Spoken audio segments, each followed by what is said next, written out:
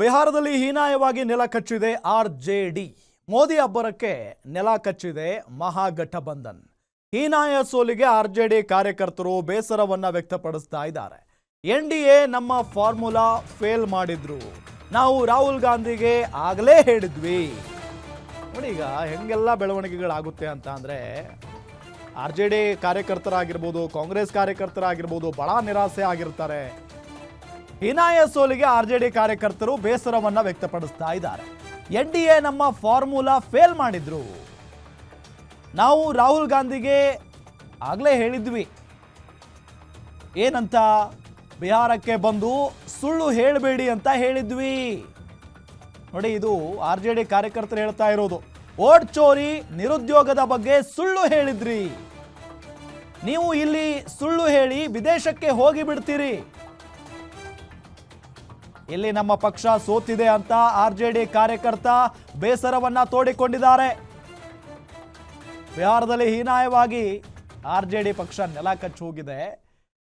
ಈ ವಿಚಾರಕ್ಕೆ ಸಂಬಂಧಪಟ್ಟಂತೆ ಆರ್ಜೆಡಿ ಕಾರ್ಯಕರ್ತ ಒಬ್ಬ ರಾಹುಲ್ ಗಾಂಧಿ ಅವರ ವಿರುದ್ಧ ಕಿಡಿಕಾರಿದ್ದಾರೆ. ನಾವು ಈ ಹಿಂದೆನೆ ಚುನಾವಣಾ ಪ್ರಚಾರದ ಸಂದರ್ಭದಲ್ಲಿ ರಾಹುಲ್ ಗಾಂಧಿ ಅವ್ರಿಗೆ ಹೇಳಿದ್ವಿ, ಬಿಹಾರಕ್ಕೆ ಬಂದು ನೀವು ಸುಳ್ಳು ಹೇಳೋದಕ್ಕೆ ಹೋಗಬೇಡಿ. ಓಟ್ ಚೋರಿ, ನಿರುದ್ಯೋಗದ ಬಗ್ಗೆ ಸುಳ್ಳು ಹೇಳಿದ್ರಿ. ನೀವು ಇಲ್ಲಿ ಸುಳ್ಳು ಹೇಳಿ ವಿದೇಶಕ್ಕೆ ಹೋಗ್ಬಿಡ್ತೀರಿ, ಆದರೆ ನಮ್ಮ ಪಕ್ಷ ಸೋತಿದೆ ಅನ್ನೋ ನಿಟ್ಟಿನಲ್ಲಿ ಆರ್ಜೆಡಿ ಕಾರ್ಯಕರ್ತರ ಬೇಸರ, ಒಂದು ಕಡೆ ಆಕ್ರೋಶ ವ್ಯಕ್ತಪಡಿಸಿದ್ದಾರೆ. ಬಿಹಾರ ಸೋಲಿನಿಂದ ಆರ್ಜೆಡಿ ರೊಚ್ಚಿಗೆದ್ದು ಬಿಡ್ತಾ ಬಿಹಾರದಲ್ಲಿ ಇನ್ನು ಮುಂದೆ ಗುಂಡುಗಳದ್ದೇ ಆರ್ಭಟ. ಮುಂದಿನ ದಿನಗಳಲ್ಲಿ ನೇಪಾಳ ರೀತಿ ಆಗುತ್ತೆ ಬಿಹಾರ. ಸೋಲಿನ ಬಳಿಕ ಆರ್ಜೆಡಿ ಕಾರ್ಯಕರ್ತರು ಧಮಕಿ ಹಾಕಿದ್ದಾರೆ. ಸೋಲಿನಿಂದ ಕಂಗೆಟ್ಟು ಬೆದರಿಕೆ ಹಾಕಿದ್ದಾರೆ ಆರ್ಜೆಡಿ ಕಾರ್ಯಕರ್ತ ಒಬ್ಬ. ನೋಡಿ, ಬಿಹಾರ ಸೋಲಿನಿಂದ ಆರ್ಜೆಡಿ ರೊಚ್ಚಿಗೆದ್ದು ಬಿಡ್ತಾ ಅನ್ನೋ ಪ್ರಶ್ನೆ. ಬಿಹಾರದಲ್ಲಿ ಇನ್ನು ಮುಂದೆ ಗುಂಡುಗಳದ್ದೇ ಆರ್ಭಟ. ಮುಂದಿನ ದಿನಗಳಲ್ಲಿ ನೇಪಾಳದ ರೀತಿ ಆಗುತ್ತೆ ಬಿಹಾರ. ಸೋಲಿನ ಬಳಿಕ ಆರ್ಜೆಡಿ ಕಾರ್ಯಕರ್ತರು ಧಮಕಿ ಹಾಕ್ತಾ ಇದ್ದಾರಂತೆ. ಸೋಲಿನಿಂದ ಕಂಗೆಟ್ಟು ಆರ್ಜೆಡಿ ಕಾರ್ಯಕರ್ತ ಒಬ್ಬ ಬೆದರಿಕೆಯನ್ನ ಹಾಕಿದಾನಂತೆ. ಬಿಹಾರ ಸೋಲಿನಿಂದ ಇಷ್ಟು ಆಕ್ರೋಶ, ಇಷ್ಟು ಕೋಪ, ಇಷ್ಟು ದ್ವೇಷ. ಇನ್ನು ಮುಂದೆ ಗುಂಡುಗಳದ್ದೇ ಆರ್ಭಟ ಶುರುವಾಗ್ಬಿಡುತ್ತಾ. ಹಾಗಾದ್ರೆ ಮುಂದಿನ ದಿನಗಳಲ್ಲಿ ನೇಪಾಳದ ರೀತಿ ಆಗ್ಬಿಡುತ್ತಾ ಬಿಹಾರದಲ್ಲಿ? ಸೋಲಿನ ಬಳಿಕ ಆರ್ಜೆಡಿ ಕಾರ್ಯಕರ್ತ ಈಗ ಧಮಕಿ ಹಾಕಿದಾನೆ. ಸೋಲಿನಿಂದ ಕಂಗೆಟ್ಟು ಬೆದರಿಕೆಯನ್ನ ಹಾಕಿದಾನೆ ಆರ್ಜೆಡಿ ಕಾರ್ಯಕರ್ತ ಅನ್ನೋದು ಗೊತ್ತಾಗ್ತಾ ಇರುವಂತಹ ಸಂಗತಿ. ಒಂದ್ ಕಡೆ ಎನ್ಡಿಎ ಮೈತ್ರಿಕೂಟ ಸಂಭ್ರಮಾಚರಣೆಯಲ್ಲಿ ಮುಳುಗಿದೆ, ಮತ್ತೊಂದು ಕಡೆ ಆರ್ಜೆಡಿ ಕಾರ್ಯಕರ್ತರು, ನಾಯಕರುಗಳು ಸಪ್ಪೆ ಮುಖ ಮಾಡಿಕೊಂಡು ಮನೆಗೆ ಹೋಗಿದ್ದಾರೆ. ಆದರೆ ಕಾರ್ಯಕರ್ತರಿಗೆ ಈ ಸೋಲನ್ನ ಸಹಿಸಿಕೊಳ್ಳಲು ಆಗ್ತಾ ಇಲ್ಲ, ಈ ಸೋಲನ್ನ ಅರಗಿಸಿಕೊಳ್ಳಲು ಆಗ್ತಾ ಇಲ್ಲ. ಒಂದು ಕಡೆ ಆರ್ಜೆಡಿ ಕಾರ್ಯಕರ್ತರು ಕಾಂಗ್ರೆಸ್ನ ನಾಯಕರನ್ನ ಶಪಿಸ್ತಾ ಇದ್ದಾರೆ, ಅಥವಾ ಕಾಂಗ್ರೆಸ್ ನಾಯಕರ ವಿರುದ್ಧ ಆಕ್ರೋಶ ವ್ಯಕ್ತಪಡಿಸ್ತಾ ಇದ್ದಾರೆ. ಈ ಹಿಂದೆ ನಾವು ನೋಡಿದ್ವಿ, ಆರ್ಜೆಡಿ ಕಾರ್ಯಕರ್ತ ಹೇಳ್ತಾ ಇದ್ರು, ಬಿಹಾರಕ್ಕೆ ಬಂದು ಸುಳ್ಳು ಹೇಳಬೇಡಿ ಅಂತ ರಾಹುಲ್ ಗಾಂಧಿ ಅವರಿಗೆ ನಾವು ಹೇಳಿದ್ವಿ. ಆದರೆ ಸುಳ್ಳನ್ನ ಹೇಳಿದ್ರು, ಇದೇ ಕಾರಣ ಆಯಿತು ನಮ್ಮ ಸೋಲಿಗೆ ಅನ್ನೋ ನಿಟ್ಟಿನಲ್ಲಿ ಆರ್ಜೆಡಿ ಕಾರ್ಯಕರ್ತ ರಾಹುಲ್ ಗಾಂಧಿ ಅವರ ವಿರುದ್ಧ ಆಕ್ರೋಶ ವ್ಯಕ್ತಪಡಿಸಿದ್ರು. ಅದಾದ ನಂತರ ಈಗ ಮತ್ತೊಬ್ಬ ಆರ್ಜೆಡಿ ಕಾರ್ಯಕರ್ತ ಆವಾಜ್ ಧಮಕಿ ಹಾಕ್ತಾ ಇದ್ದಾನೆ ಅನ್ನೋದು ಗೊತ್ತಾಗ್ತಾ ಇರುವಂತಹ ಸಂಗತಿ. ಹಾಗಾದ್ರೆ ಬಿಹಾರದಲ್ಲಿ ಇನ್ನು ಮುಂದೆ ಗುಂಡುಗಳು ಸದ್ದು ಮಾಡ್ತಾವ? ಬಿಹಾರದಲ್ಲಿ ಗುಂಡಾಗಿರಿ ಮತ್ತೆ ಶುರುವಾಗುತ್ತಾ? ಬಿಹಾರ ರಣರಂಗದಲ್ಲಿ ಕಾಂಗ್ರೆಸ್ ಆರ್ಜೆಡಿ ಎಡವಿದ್ದಲ್ಲಿ ಹಾಗಾದ್ರೆ? ಇದು ಈಗಿರುವಂತ ಕುತೂಹಲದ ಪ್ರಶ್ನೆ. ವಿರೋಧ ಪಕ್ಷವಾಗಿ ಸರ್ಕಾರದ ವೈಫಲ್ಯಗಳನ್ನ ಎತ್ತಿ ತೋರಿಸಲಿಲ್ಲ ಇವರು. ಸರ್ಕಾರದ ವಿರುದ್ಧ ನಿರುದ್ಯೋಗ, ಅಭಿವೃದ್ಧಿ ವಿಚಾರಗಳ ಬಗ್ಗೆ ಚರ್ಚೆನೆ ಮಾಡಲಿಲ್ಲ. ಸರ್ಕಾರದ ವಿರುದ್ಧ ಇದ್ದ ಗಂಭೀರ ಆರೋಪಗಳನ್ನ ಬದಿಗೊತ್ತಿರೋದು, ಇದು ಕೂಡ ಸೋಲಿಗೆ ಕಾರಣ ಆಯಿತು. ಬರೀ ವೋಟ್ ಚೋರಿ ಅಸ್ತ್ರ ಬಳಸ್ಕೊಂಡು ಚುನಾವಣೆಯಲ್ಲಿ ಪ್ರಚಾರ ಮಾಡ್ತಾರೆ ರಾಹುಲ್ ಗಾಂಧಿ ಅವರು. ಲಾಲು ಸ್ಥಾನದಲ್ಲಿ ತೇಜಸ್ವಿ ಯಾದವ್ ಅವರನ್ನ ಬಿಂಬಿಸಿದ್ದು ಇದೆಯಲ್ಲ, ಇದು ಎಲ್ಲೋ ಒಂದು ಕಡೆ ರಾಂಗ್ ಆಯಿತು, ಮೈನಸ್ ಆಯಿತು. ಲಾಲು ಆಡಳಿತ ನೆನಪಿಸಿದ್ದು, ಅದಕ್ಕೆ ತಕ್ಕಂತೆ ತೇಜಸ್ವಿ ಬಾಡಿ ಲ್ಯಾಂಗ್ವೇಜ್ ಆಯಿತು, ಬದಲಾಯಿತು. ಪಾದಯಾತ್ರೆ, ಪೊಲಿಟಿಕ್ಸ್ ಬಿಟ್ಟು ಬರೀ ವೇದಿಕೆ ಭಾಷಣಗಳಿಗೆ ಸೀಮಿತ ಆಯಿತು. 6 ತಿಂಗಳಲ್ಲಿ ಬಿಹಾರ ಅಭಿವೃದ್ಧಿ ಜಪ ಮರೆತು ಕೇವಲ EVM ಜಪ ಮಾಡಿದ್ರು. ಬಿಹಾರ ರಣರಂಗದಲ್ಲಿ ಕಾಂಗ್ರೆಸ್ ಆರ್ಜೆಡಿ ಎಡವೋದಕ್ಕೆ ಇವೆಲ್ಲವೂ ಕೂಡ ಪ್ರಮುಖ ಕಾರಣಗಳು.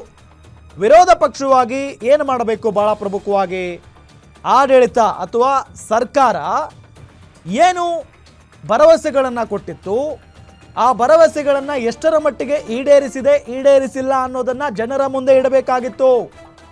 ಸರ್ಕಾರದ ಮಟ್ಟದಲ್ಲಿ ಏನಾದರೂ ಭ್ರಷ್ಟಾಚಾರ ಆಗಿದ್ರೆ ಅದನ್ನು ಕೂಡ ಜನರಿಗೆ ಎತ್ತಿ ತೋರಿಸುವಂತ ಕೆಲಸವನ್ನ ವಿರೋಧ ಪಕ್ಷಗಳು ಮಾಡಬೇಕಾಗಿತ್ತು. ಆದರೆ ಆ ಕೆಲಸವನ್ನ ಮಾಡಲಿಲ್ಲ. ಕೇವಲ ಓಟ್ ಚೋರಿ ಅಂತ ಹೇಳಿ ದೊಡ್ಡ ಮಟ್ಟದಲ್ಲಿ ಆರೋಪ ಮಾಡಿಕೊಂಡು ಭಾಷಣಗಳನ್ನ ಮಾಡ್ಕೊಂಡು ಹೋಯಿತು RJD ಮತ್ತು ಕಾಂಗ್ರೆಸ್. ಇದು ಎಲ್ಲೋ ಒಂದು ಕಡೆ ಜನರನ್ನ ತಲುಪಲಿಲ್ಲ ಅನ್ನೋದು ಬಹಳ ಸ್ಪಷ್ಟ. ಸೊ ಇದೆಲ್ಲದರ ಜೊತೆಗೆ ನಿತೀಶ್ ಕುಮಾರ್ ಅವರ ಅಲೆ ಇದೆಯಲ್ಲ, ಅದು ಇದೆಲ್ಲವನ್ನು ಮರೆಸ್ತು ಅಂತಾನೆ ಹೇಳಬಹುದು. ಸೊ ಇದೆಲ್ಲ ಕಾರಣಗಳು ಕೂಡ ಕಾಂಗ್ರೆಸ್ ಮತ್ತು RJD ಸೋಲಿಗೆ ಬಹಳ ಪ್ರಮುಖ ಕಾರಣ ಆಯಿತು ಅನ್ನೋದು ಬಹಳ ಸ್ಪಷ್ಟವಾಗಿ ಗೊತ್ತಾಗ್ತಾ ಇದೆ. ಸೊ ಲಾಲು ಅವರ ಸ್ಥಾನದಲ್ಲಿ ತೇಜಸ್ವಿ ಯಾದವ್ ಅವರನ್ನ ಕೂಡ ಬಿಂಬಿಸಲಾಯಿತು. ಲಾಲು ಅವರ ಜಾಗದಲ್ಲಿ, ಅವರ ಸ್ಥಾನದಲ್ಲಿ ಬಿಹಾರ ಅಭಿವೃದ್ಧಿ ಜಪ ಮರೆತು ಕೇವಲ EVM ಜಪ ಮಾಡಿದ್ರು ಇವರು. ಬಿಹಾರದಲ್ಲಿ ಅಭಿವೃದ್ಧಿ ಆಗಿದೆಯಾ ಇಲ್ವಾ, ಈ ವಿಚಾರವನ್ನ ಇಟ್ಕೊಂಡು ಅಭಿವೃದ್ಧಿ ಆಗಿಲ್ಲ ಅಂತ ಅಂದಾಗ ಯಾಕಾಗಿಲ್ಲ? ಈ NDA ಸರ್ಕಾರದಿಂದ ಏನೂ ಮಾಡೋಕ್ಕಾಗಲ್ಲ ಅನ್ನೋ ನಿಟ್ಟಿನಲ್ಲಿ ಒಂದು ದೊಡ್ಡ ಮಟ್ಟದಲ್ಲಿ ಪ್ರಚಾರವನ್ನ ಮಾಡಿದ್ದಿದ್ರೆ, ಸರ್ಕಾರದ ವೈಫಲ್ಯಗಳನ್ನು ಎತ್ತಿ ಹಿಡಿದಿದ್ರೆ ಎಲ್ಲ ಒಂದು ಕಡೆ ಈ ಪರಿಸ್ಥಿತಿ ಮಹಾಗಠಬಂಧನ್ಗೆ ಬರ್ತಾ ಇರಲಿಲ್ಲ ಅನ್ನೋದು ಸ್ಪಷ್ಟ. ಇದೇ ವಿಚಾರಕ್ಕೆ ಸಂಬಂಧಪಟ್ಟಂತೆ ಡೀಟೇಲ್ಸ್ ಕೊಡ್ತಾರೆ ನಮ್ಮ political bureau head Maruti Pavagada ಸಂಪರ್ಕದಲ್ಲಿದ್ದಾರೆ. ಮಾರುತಿ ಪಾವಗಡ, ಎಲ್ಲ ಒಂದ್ ಕಡೆ ಈಗ ಬಿಹಾರ ಚುನಾವಣಾ ಫಲಿತಾಂಶ ಗಮನಿಸಿದಾಗ ಅಂದ್ರೆ ಕಾರಣಗಳನ್ನ ಹುಡುಕ್ತಾ ಹೋಗ್ತಾ ಇದ್ದಾರೆ ಈಗ ವೀಕ್ಷಕರು. ಅಂದ್ರೆ ಈ ಮಹಾಗಠಬಂಧನ್ ಎಡವಿದ್ದಲ್ಲಿ ಯಾಕೆ ಇಷ್ಟು ಹೀನಾಯ ಪರಿಸ್ಥಿತಿಯನ್ನ ತಂದ್ಕೊಳ್ತು ಅಂತ? ರಾಮ್, ಒಂದ್ ಕಡೆ ಮಹಾಗಠಬಂಧನ್, ಮತ್ತೊಂದ್ ಕಡೆ ಬಿಜೆಪಿ ಹಾಗೂ JDU LJPಗೆ ಇದು ಬಹಳಷ್ಟು ಪ್ರಮುಖವಾದಂತಹ ಒಂದು ಚುನಾವಣೆ ಆಗಿತ್ತು. ಹೀಗಾಗಿ ಕಳೆದ 6 ತಿಂಗಳಿಂದಲೂ ಕೂಡ ಒಂದಲ್ಲ ಒಂದು ರೀತಿಯಾದಂತಹ ಒಂದು ಚುನಾವಣಾ ಅಸ್ತ್ರಗಳನ್ನ ಬಿಹಾರ ರಾಜಕೀಯ ರಣರಂಗದಲ್ಲಿ ಬಿಡುವಂತ ಒಂದು ಕೆಲಸವನ್ನು ಮಾಡ್ತಾ ಇದ್ರು. ಆದ್ರೆ ಅಧಿಕೃತ ವಿರೋಧ ಪಕ್ಷದ ಸ್ಥಾನದಲ್ಲಿದ್ದಂತಹ RJD ಆಗಿರ್ಬೋದು, ಅದೇ ರೀತಿ ಆ ಒಕ್ಕೂಟದಲ್ಲಿರುವಂತಹ ಕಾಂಗ್ರೆಸ್ ಆಗಿರ್ಬೋದು, ಬಿಜೆಪಿ ಹಾಗೂ JDU ಸರ್ಕಾರದ ವೈಫಲ್ಯಗಳನ್ನ ಎತ್ತಿ ಹಿಡಿಯೋದ್ರಲ್ಲಿ ವಿಫಲವಾದವು. ಅದೇ ರೀತಿ ಕೇವಲ ವೋಟ್ ಚೋರ್ ಅನ್ನುವಂತಹ ಒಂದು ಅಸ್ತ್ರವನ್ನ ಇಡೀ 6 ತಿಂಗಳ ತಮ್ಮ ಪ್ರಚಾರದಲ್ಲಿ ಹೆಚ್ಚು ಬಳಕೆ ಮಾಡಿದ್ದೇ ಅಲ್ಲಿನ ನೆಗೆಟಿವ್ ರೀತಿಯಲ್ಲಿ ಚರ್ಚೆ ಆಗೋದು ಕೂಡ ಕಾರಣ ಆಯ್ತು. ಬಿಹಾರದ ಜನತೆ ಇದನ್ನ ಅಷ್ಟು ಸುಲಭವಾಗಿ ಒಪ್ಪಲಿಲ್ಲ. ಅದೇ ಬಿಹಾರದ ವಿಚಾರಗಳನ್ನ ಹೆಚ್ಚು ಚರ್ಚೆ ಮಾಡಿದ್ರೆ, ಬಿಹಾರದ ಅಭಿವೃದ್ಧಿ ವಿಚಾರಗಳನ್ನು ಚರ್ಚೆ ಮಾಡಿದ್ರೆ, ಬಿಹಾರದಲ್ಲಿ ಕಳೆದ 20 ವರ್ಷಗಳ ಆಡಳಿತದಲ್ಲಿ ನಿತೀಶ್ ಕುಮಾರ್ ಹಾಗೂ ಅವರ ಟೀಮ್ ಮಾಡಿರುವಂತಹ ಯಾವ್ದಾದ್ರು ವೈಫಲ್ಯಗಳನ್ನ ಎತ್ತಿ ತೋರಿಸಿದ್ರೆ ಅದರ ಒಂದು ಫಲ ಇವತ್ತು RJD ಮತ್ತೆ ಕಾಂಗ್ರೆಸ್ ಸಿಕ್ತಿತ್ತೇನೋ. ಆದ್ರೆ RJD ಮತ್ತೆ ಕಾಂಗ್ರೆಸ್, ತೇಜಸ್ವಿ ಯಾದವ್ ಆಗಿರ್ಬೋದು, ರಾಹುಲ್ ಗಾಂಧಿ ಅವರಾಗಿರ್ಬೋದು, ಪ್ರತಿದಿನವೂ ಕೂಡ ಹೆಚ್ಚು ಚರ್ಚೆ ಮಾಡಿದ್ದು ವೋಟ್ ಚೋರ್ ವಿಚಾರ.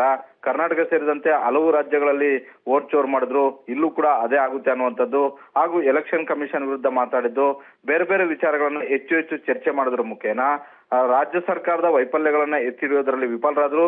ಅದೇ ರೀತಿ ನಾವೇನ್ ಮಾಡ್ತೀವಿ ಅನ್ನುವಂಥದ್ದನ್ನ ಸ್ಪಷ್ಟವಾಗಿ ಬಿಹಾರದ ಜನತೆಗೆ ಹೇಳಿಲ್ಲ.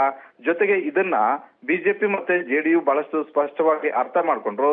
ಇದನ್ನ ಯಾವ ರೀತಿಯಾಗಿ ನಾವು ಜನರಿಗೆ ಕನ್ವೆ ಮಾಡ್ಬೇಕು ಅನ್ನುವಂತಹದ್ದನ್ನ ತಿಳ್ಕೊಂಡು ಕಾಂಗ್ರೆಸ್ ಮತ್ತೆ ತೇಜಸ್ವಿ ಒಂದು ವೇಳೆ ಅಧಿಕಾರಕ್ಕೆ ಬಂದಿದ್ದೆ ಆದ್ರೆ, RJD ಅಧಿಕಾರಕ್ಕೆ ಬಂದಿದ್ದೆ ಆದ್ರೆ ಕಳೆದ 20 ವರ್ಷಗಳ ಆಡಳಿತವನ್ನ, ಹಿಂದಿನ ಆಡಳಿತವನ್ನ ನೀವು ನೋಡ್ಬೇಕಾಗುತ್ತೆ. ಬಿಹಾರದಲ್ಲಿ ಮತ್ತೆ ರೌಡಿ ರಾಜ್ಯಂ ಶುರುವಾಗುತ್ತೆ. ಈ ನೆರೆಟಿವ್ ಅನ್ನು ಸೆಟ್ ಮಾಡೋದ್ರಲ್ಲಿ ಬಿಜೆಪಿ ಮತ್ತೆ JDU ಸಕ್ಸಸ್ ಆಯ್ತು. ಜೊತೆಗೆ ಜಾತಿ ಸಮೀಕರಣ ಆಗಿರ್ಬೋದು, ಟಿಕೆಟ್ ಹಂಚಿಕೆ ವಿಚಾರಗಳಾಗಿರ್ಬೋದು, ಇದರಲ್ಲಿ JDU ಮತ್ತೆ ಬಿಜೆಪಿ ಮಾಡಿದಂತಹ ಒಂದು ರಾಜಕೀಯ ಸ್ಟ್ರಾಟಜಿಯನ್ನ ಕಾಂಗ್ರೆಸ್ ಮತ್ತೆ RJD ಮಾಡದೇ ಇರುವಂತದ್ದು ಇವತ್ತು ದೊಡ್ಡ ಮಟ್ಟದ ಒಂದು ಹಿನ್ನಡೆಗೂ ಕೂಡ ಕಾರಣ ಆಯ್ತು. ಯಾಕಂತ ಹೇಳಿದ್ರೆ ಯಾವುದೇ ಒಂದು ಅಧಿಕೃತ ವಿರೋಧ ಪಕ್ಷ ಕೇವಲ ಚರ್ಚೆ ಮಾಡುವಂತಹ ವಿಚಾರಗಳೇನ ಪ್ರಮುಖವಾಗಿ ಮೊದಲು ಚರ್ಚೆ ಆಗ್ಬೇಕಾಗಿರುವಂತದ್ದು ಕಳೆದ 5 ವರ್ಷದಲ್ಲಿ ಸರ್ಕಾರದ ವಿರುದ್ಧ ಕೇಳಿಬಂದಿರುವಂತಹ ಒಂದು ಆರೋಪಗಳಾಗಿರ್ಬೋದು, ಅದನ್ನೇ ಹೆಚ್ಚು ಮಾತಾಡುವಂತ ಒಂದು ಕೆಲಸ ಆಗಿರ್ಬೋದು. ಹಲವು ರಾಜ್ಯಗಳಲ್ಲಿ ಇದನ್ನ ಮಾಡಿ ಹಲವು ಪಕ್ಷಗಳು ವಿರೋಧ ಪಕ್ಷದಲ್ಲಿದ್ದಂತವರು ಅಧಿಕಾರಕ್ಕೆ ಬಂದಿದ್ದಾರೆ. ಅದರಲ್ಲಿ ನಾವು ಬಹಳಷ್ಟು ಎಕ್ಸಾಂಪಲ್ ಆಗಿ ತಗೊಳ್ಳೋದಾದ್ರೆ ಕರ್ನಾಟಕ ಚುನಾವಣೆ ಆಗಿರ್ಬೋದು, ತೆಲಂಗಾಣ ಚುನಾವಣೆ ಆಗಿರ್ಬೋದು, ಆಂಧ್ರ ಪ್ರದೇಶ ಚುನಾವಣೆ ಆಗಿರ್ಬೋದು, ತಮಿಳುನಾಡು ಸೇರಿದಂತೆ ಹಲವು ರಾಜ್ಯಗಳಲ್ಲಿ, ಅದು ಉತ್ತರ ಭಾರತದ ಚುನಾವಣೆಗಳ ಕೂಡ ಆಗಿರ್ಬೋದು, ಆ 5 ವರ್ಷಗಳಲ್ಲಿ ಏನೆಲ್ಲ ಸಮಸ್ಯೆಗಳು ಸರ್ಕಾರದಲ್ಲಿ ಆದವು ಅದನ್ನ ಹೆಚ್ಚು ಹೆಚ್ಚು ಚರ್ಚೆ ಮಾಡಬೇಕು. ಆದ್ರೆ ಈ ಬಾರಿ ಬಿಹಾರದ ಚುನಾವಣೆಯಲ್ಲಿ ಅದು ಮಾಡದೇ ಇರುವಂತದ್ದೇ ಕಾಂಗ್ರೆಸ್ ಮತ್ತೆ RJDಗೆ ಹಿನ್ನಡೆಗೆ ಕಾರಣ ಅಂತಾನೆ ಹೇಳ್ಬೋದು Ram. Okay thank you Maruti Pavagowda ತಮ್ಮೆಲ್ಲ ಮಾಹಿತಿಗಾಗಿ.